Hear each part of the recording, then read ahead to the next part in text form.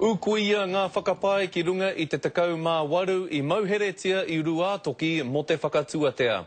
Koera te ia o te petihana a ētahi roia rongonui ki te roia ahurei o te motu arākia David Collins. E whātau te 18 nei e tatari ana kia whakawāngia rātou, engari kaua mo te whakatuatea mo te mau pūkē. I tēnei wā hoki kei te rere te heitara e tirohia ana te whānau apanui e ngā prihimana, a te rāpea ka uru tomotia rātou. Anei ngā whakamārama. E te tūmaro te iwi ka hore kore ka tau mai te karu kāhu o te ture, ki te torotoro i a koe. I nā te weroa te whānau a apanui ki te ture, kau e mahi huna, engari tū mai.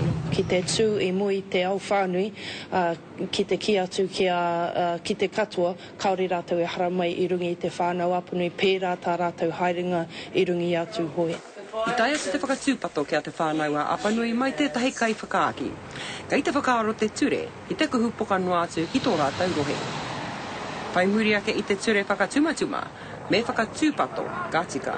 What we don't know is how many other situations those powers and resources are being used, including now sweeping powers of interception, all this new electronic eavesdropping.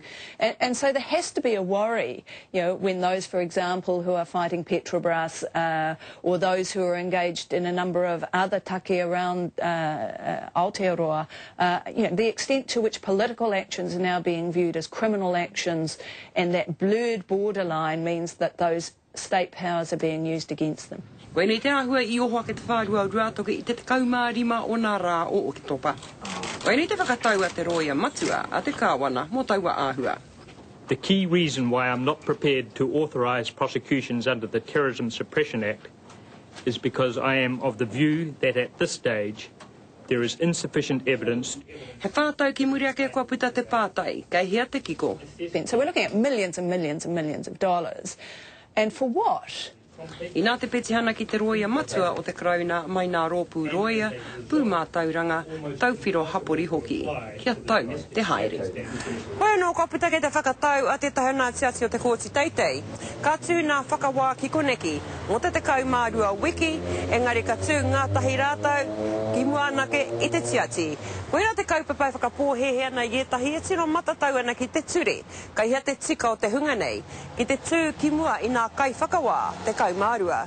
Te rāpe he kaupapa tēnei ka hoki mai, ki te ngau anō I te ture. More and more people saying this trial isn't in the interests of justice, it's discrediting the justice system. He ōrita tēnei take ki te hunga I kawea ki te kōti mo te tū totohe ki runga I a takaparawha. I te mutunga I parea ki rahaki I te mea ikitea. He take takahi tōranga pūke, e hara I te take takahi I te ture. Tini Molyneux, te karere.